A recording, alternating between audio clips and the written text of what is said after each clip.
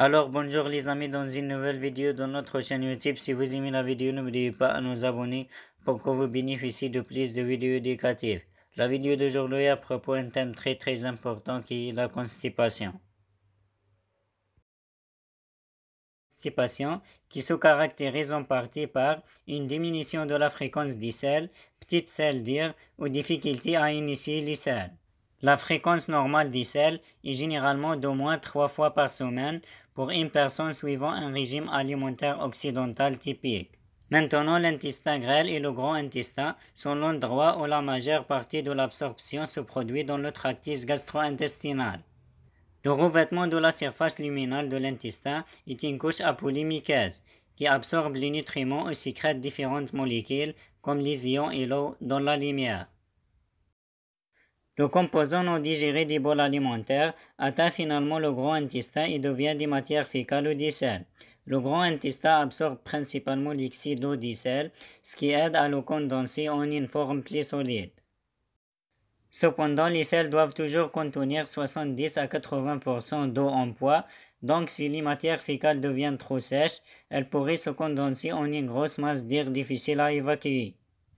Ainsi, au lieu du péristaltisme qui ne pousse le bol alimentaire que dans une seule direction, le côlon subit une contraction segmentaire qui pousse les matières fécales dans les deux sens à l'intérieur des ostres pour les mélanger constamment avec de l'eau.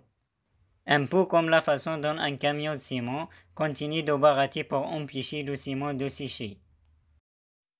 Maintenant, la constipation peut survenir en raison d'une mauvaise alimentation ou d'un dysfonctionnement du tractus gastro-intestinal lui-même, bien que jusqu'à 60% de la constipation chronique n'ait pas de cause claire.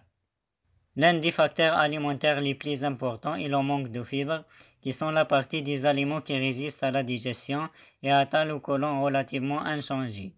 Les fibres proviennent généralement de plantes, comme les fruits et les légumes. Ils s'incorporent dans les selles où ils absorbent l'eau, provoquant le gonflement des selles, ce qui les empêche de durcir, tout en facilitant leur passage.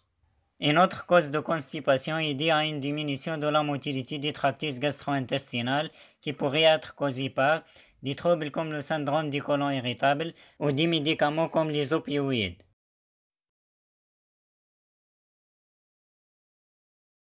Dans les deux cas, il faut plus de temps pour que les aliments digérés traversent le tractus gastro-intestinal, donc plus d'eau est absorbée et les selles durcissent.